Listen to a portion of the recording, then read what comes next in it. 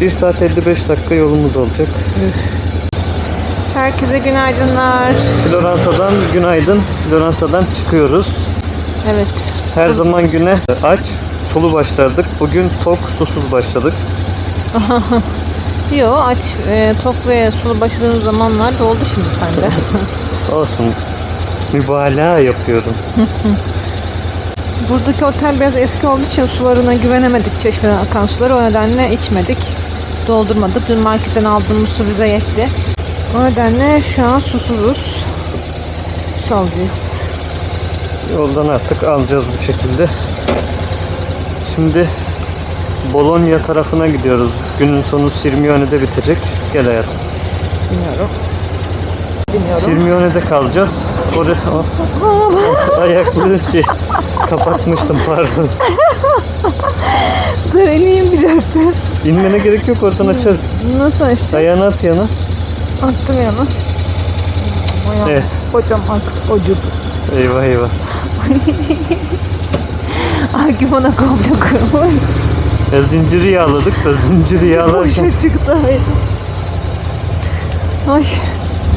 Sabah sabah.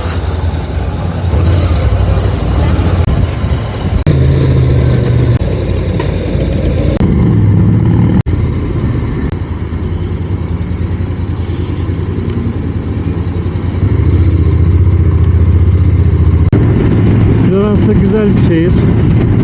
Ama hem otopark sorunu hem oteller çok güzel değil. Yani otoparkla ilgili özellikle şöyle bir sıkıntı var. Hem çok pahalı, günlüğü 30 eurolardan başlıyor diyelim, yani pahalılık başlıyor. Hem de araçlarınıza çok kötü, özensiz davranıyorlar.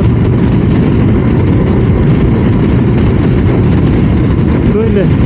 Şimdi yolculuğumuz sürüyor, otoyola girdik. Buralardan otoyollar çok gösterecek bir şey olmadığı için videolara genellikle koymuyorum. Yolculuğumuz sürüyor.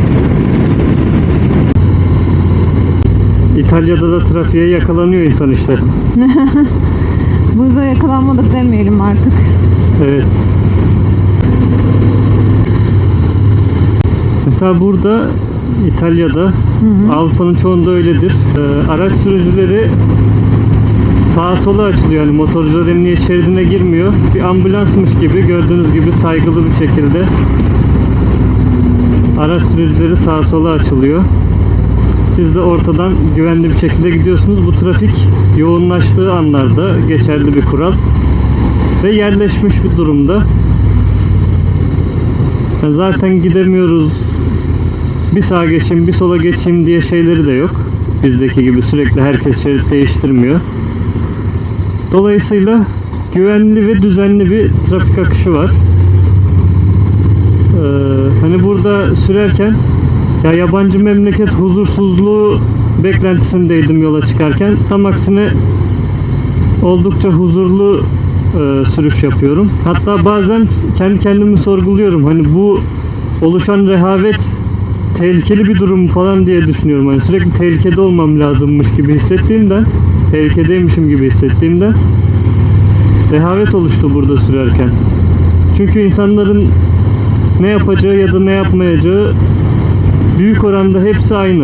Yani her sürücüden farklı bir hareket beklemiyorsun. Yine de tabii ki hani ters bir hareket yapar mı beklentisinin içinde sürüyorum ama genelde değil, şu ana kadar hiç neredeyse karşılaşmadık böyle bir durumda. Bu uçuk gidiyor şu öndeki ya. Biz bunlardan kurtulalım en iyisi. Acele etme.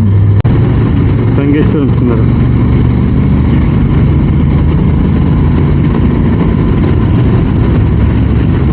Biraz da biz liderlik edelim gruba. Bu ses bizden gelmiyor tabii ki. Size ulaşıyordur.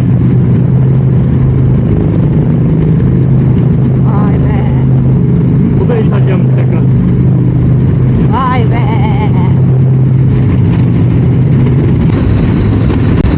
Bizim çıkış yapacağımız tarafta felaket bir trafik sırası var. Tabii insanlar burada kurallara uyuyor. Herkes sıraya girmiş, kenardan kaynak yapan yok. Şu an biz kenardan kaynak yapacağız ama motorcular hep yapıyor. Buradaki kurallara genel olarak biz de saygılı kullandık hep.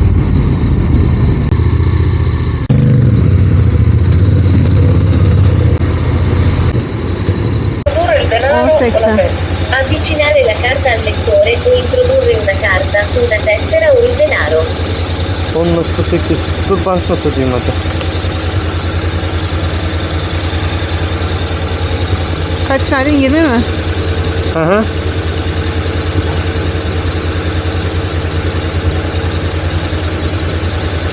Ne yavaş, makine yavaş.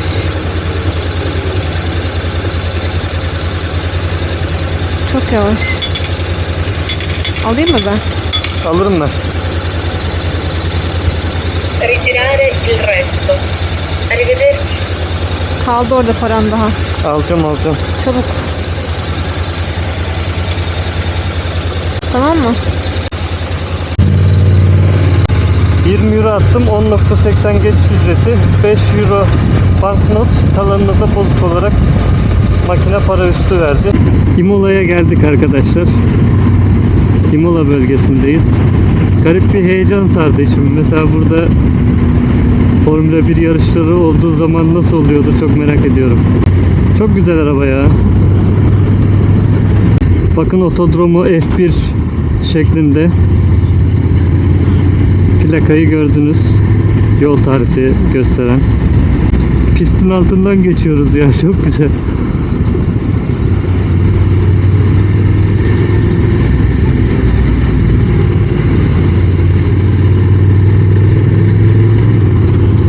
Burası herhalde.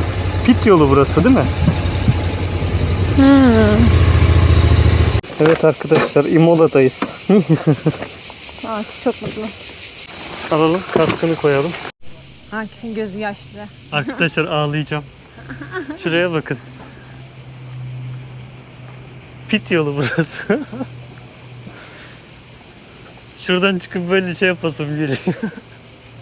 Şuradan çık, ben seni çekeyim. Dönüşte yaparız. Kırmızı ışık yanıyor. Pit yolundan yola dahil oluyoruz. Yürünebiliyor öyle ileriye doğru. İnsanlar yürüyorlar. Şurada ne startlar yapıldı şurada. Şurada ne damalı bayraklar sallandı. Çok iyi değil mi ya?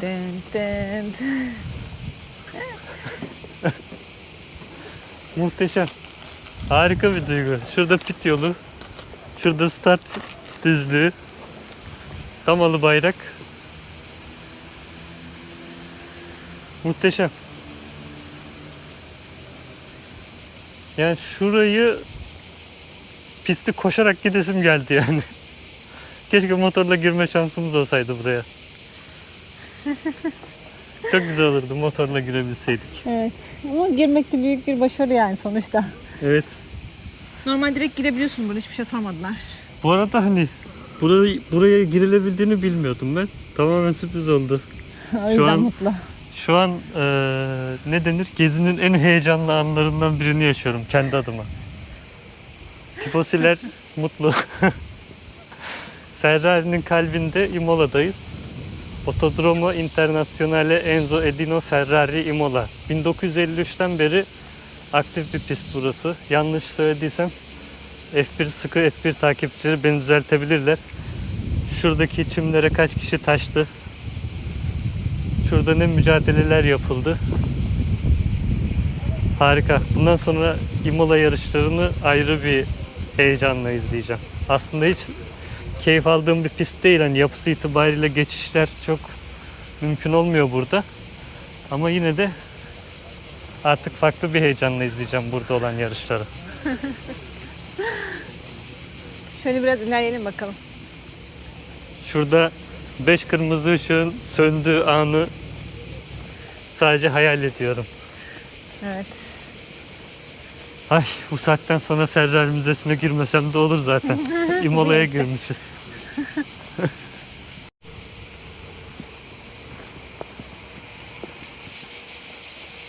Bu körbün üstüne kim çıktı burada ya? Tekerlek izi olmuş hep buralar.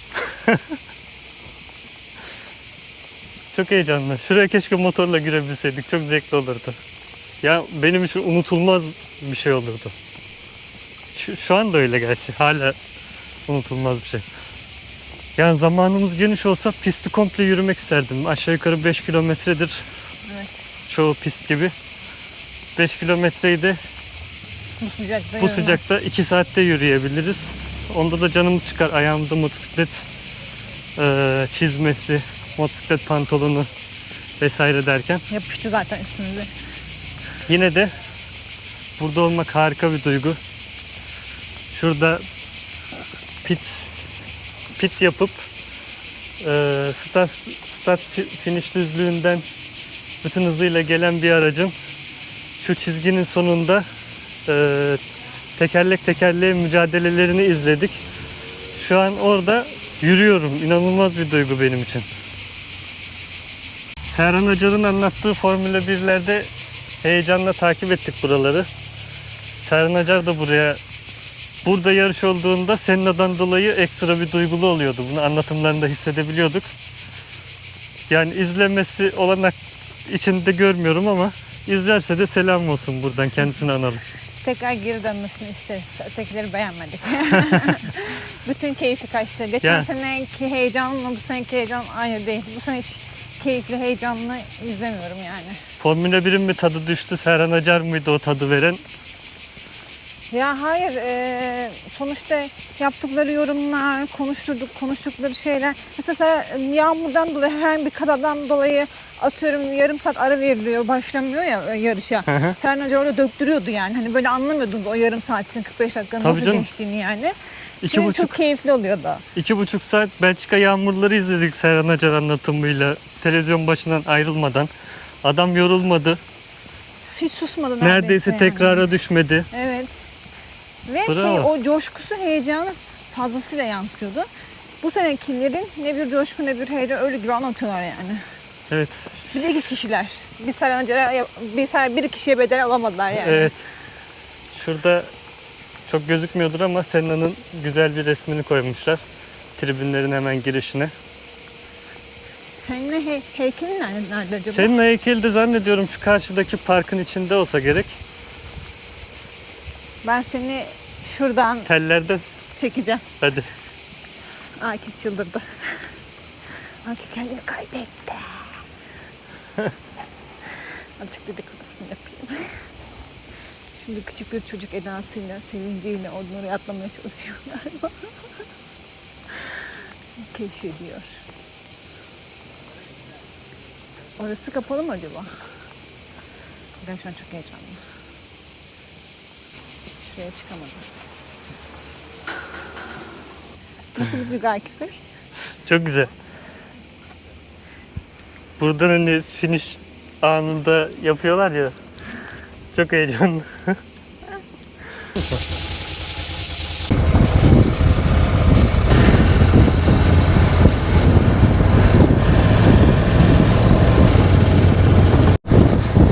Devam ediyor buraya doğru. Tabii. Nereye gidiyor acaba? Dolanıyoruz.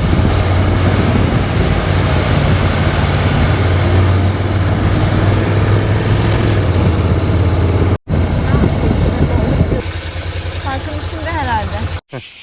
Şimdi seninle anıtının önüne doğru yürüyoruz. Parkın içine geldik. Buraya gelmek için pistin etrafında küçük bir tur atmış oluyorsunuz. Hemen şu yanımız pist göstermek istiyorum. Yani şurada kimler gelip geçti, gerçekten heyecan verici.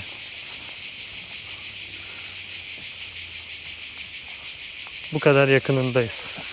Çok heyecanlı. Heyecan verici.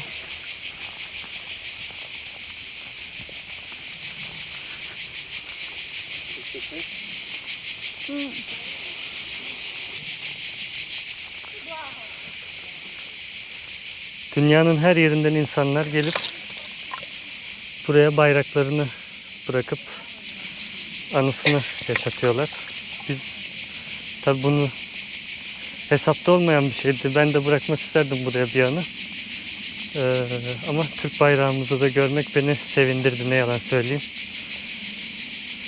Önemli bir yarışıydı. Önemli bir kıymetti. Şurada bir tane daha Türk bayrağı var. duygusu yüksek bir yerdeyiz.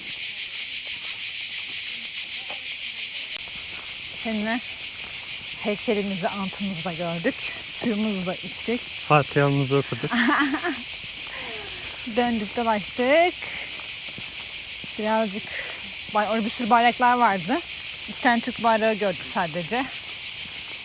Burası bir gurur verici bir şey aslında. İki tane görmüş olmak bile.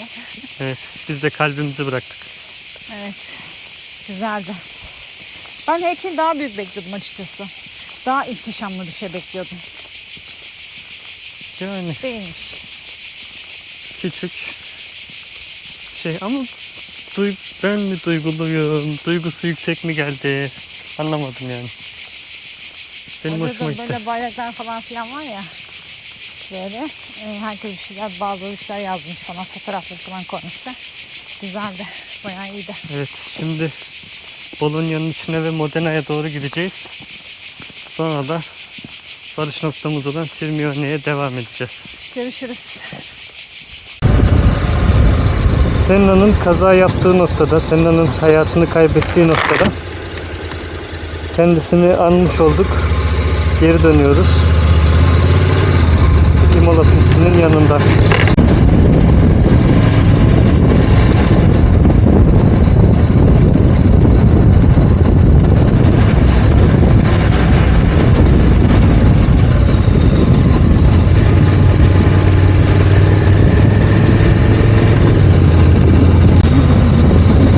Bolonya'ya doğru gidiyoruz arkadaşlar. O zaman Bolonya'da görüşmek üzere. Görüşürüz. Yolculuğa motor üstünde geçirdiğimiz 2023 kilometre oldu. 2000. kilometre selamını da Bolonya'dan size vermiş olalım.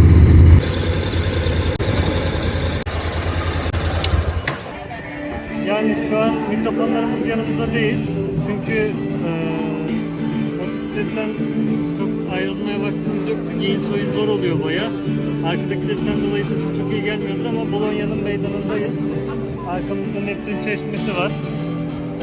Ne meydanı? Maguire mi? Öyle bir şey meydanı.